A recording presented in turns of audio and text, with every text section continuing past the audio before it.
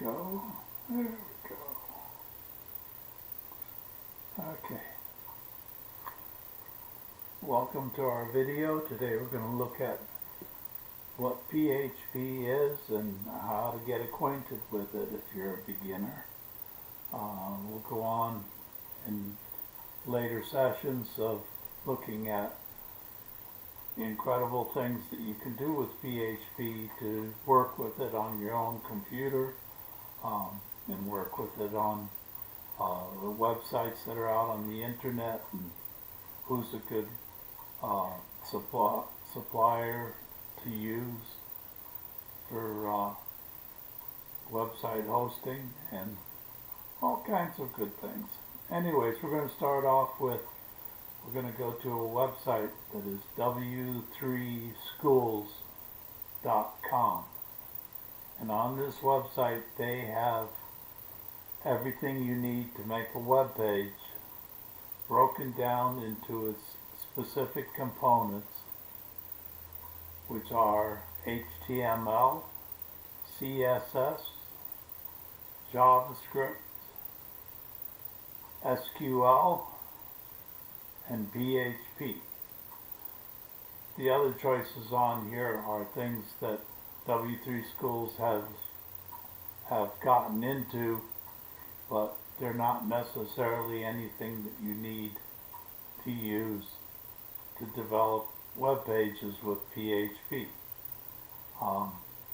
But those 5 components are everything that most programmers that create web pages use to make everything work. PHP started at a point in time when there was no server-side language that you could use to make all the pieces work together. And it was started by one person in Canada who wanted to develop some scripts that would keep track of who was visiting his website and how many times each of the resumes on his website was being accessed. And he created it and called it Personal Home Page Tools, and that's where the PHP came from originally, and it has stuck all these years. And when he started it, it was like a personal project for him, and he never intended nor expected it to become the incredible force that it is today. Currently, PHP is used by almost 3/4 of all the websites that there are in the world. And that's a lot of horsepower when you come to think of it. It has become open source, and open source is a wonderful, wonderful thing, because open source allows anybody who wants to get involved in the development of something to be able to do it without too much complications, and it allows us to use that product without worrying about some company going to change things and make it so that it's unusable for us, or different for us to make it more complicated. And all of us remember all the different products that we've worked with over the years, and some of them become unusable after a point in time where a company stops maintaining the code for it, and it becomes unusable by most people, or it doesn't get upgraded to the current hardware platforms that are available, etc., etc.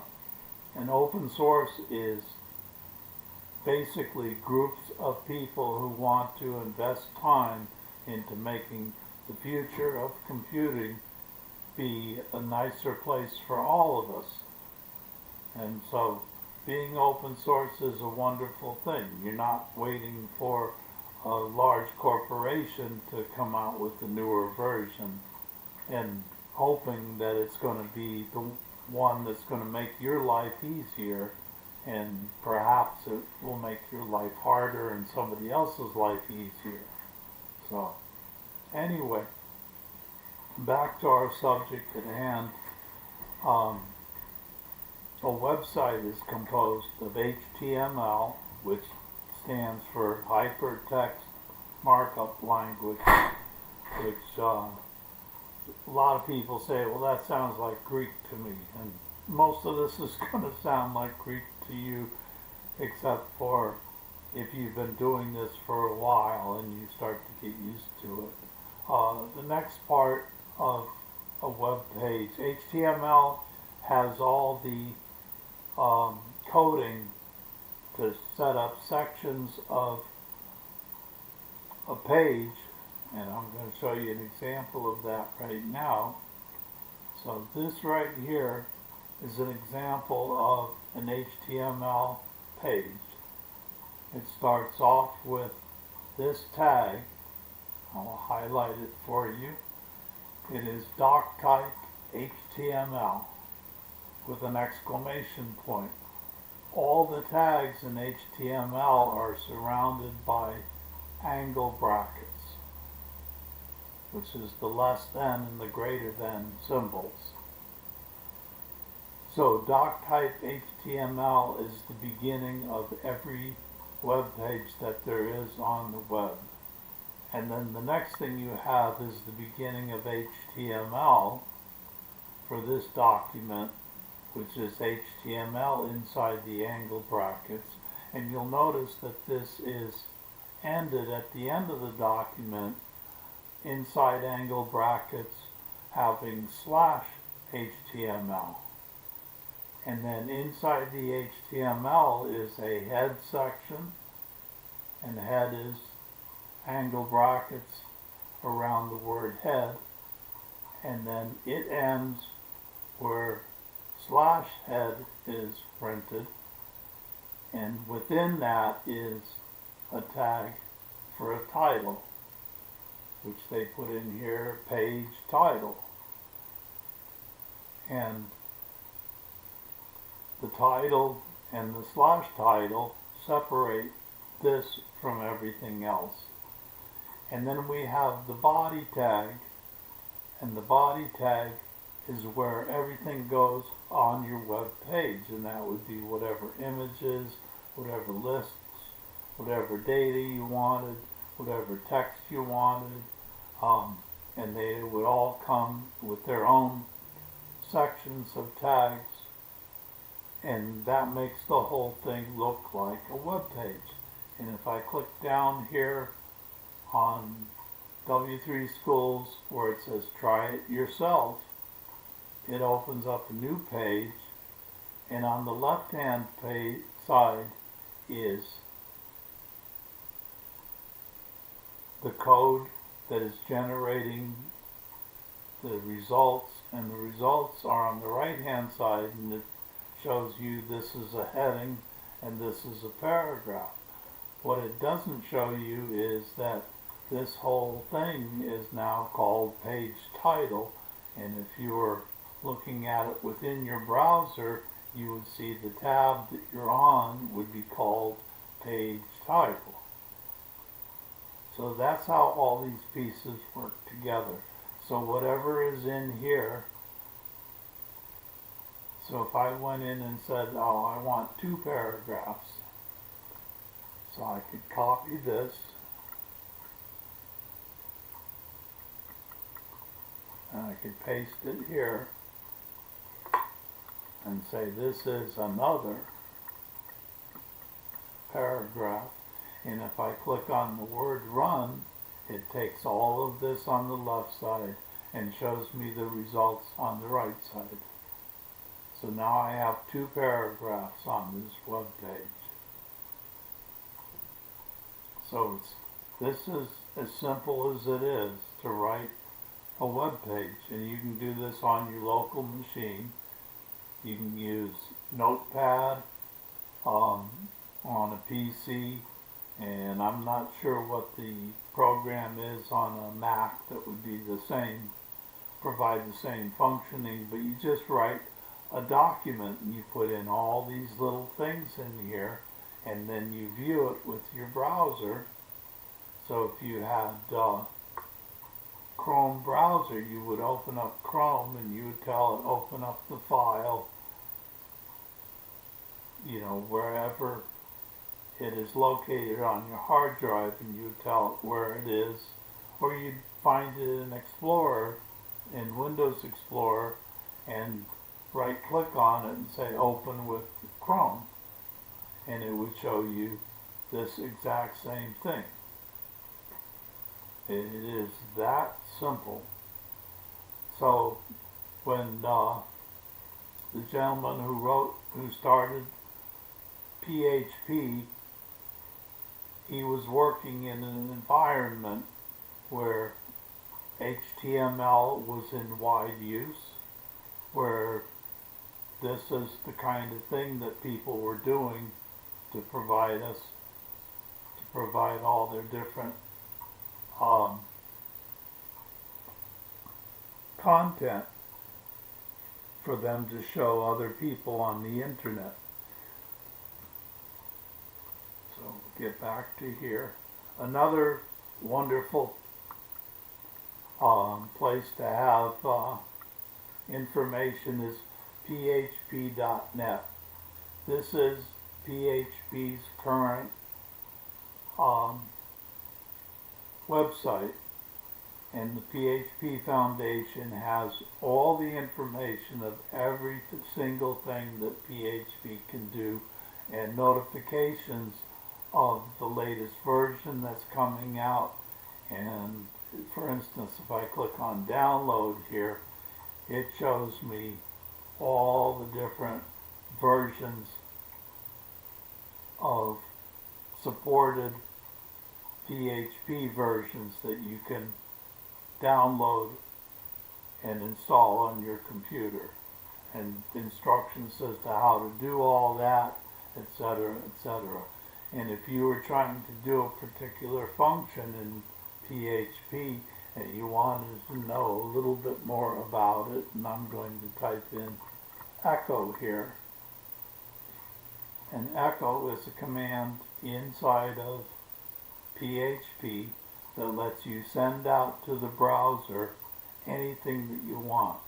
And you basically, within that, you have any expression that creates a string, and that can be sent out to the browser. And that gets used an awful lot in writing programs. So you have basically access to everything that you could possibly ever want between php.net and W3 Schools. And W3 Schools is wonderful because everywhere you see something, like if I look at HTML headings, they all have a try it yourself. Even under the PHP it has that. So the HTML lays out all the different labels of the sections of the HTML page that there is. And then we have CSS, and just in summary, CSS lets you change like colors, font sizes, alignments, font names, font sizes. So it takes care of the styling of your web page. JavaScript, and this is where it gets a little bit complicated, and it took me a couple of years to figure this one out. PHP runs on the web server. JavaScript, all the JavaScripts in every web page runs on the web browser's machine.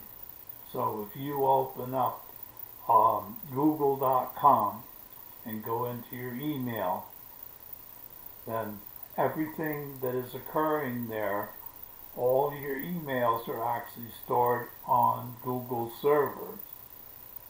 And then when you go in to create a new email, it says, well, who do you want to send this to? You start typing in somebody's name, and it pops up with a list of people that match what you just typed in. And that is being drawn from the Google server and then alphabetized on your local machine using the JavaScript on your local machine. And that allows you to have a selection there to say who you want to send that particular email to. So that's basically how all of that works, and that's where it gets to be a little bit complicated. Then there is SQL, and in SQL is going back to our Google email example. All your emails are stored in something equivalent to an SQL database on the server. So if you don't have a connection to the internet, you can't read your Gmails. And then there is PHP that ties all these pieces together. The PHP basically lets you take everything from the server and transfer it into the browser so that all the stuff can work together. So, and as we go through this, we will be studying more and more of all these different pieces of everything. This is a great place to start with the PHP tutorial. If you have no clue what HTML is, that would also be a good preamble to learning about PHP. Because it's, you know, every time, if we go into our start learning PHP now, it comes up and tells us before you should have a basic understanding of the following: HTML, CSS, and JavaScript. So those are things that you can spend some time doing. And all of these on W3 Schools, which does not cost you anything. You do not have to have an account with them to do any of this. You do have to pay them if you want to get certified. You can pay them for other additional things that they do provide, but their basic website and being able to go in and read all the information that you want to read about are basically right there for absolutely free. So do that and you will be on your way to be able to do everything that a lot of other people do.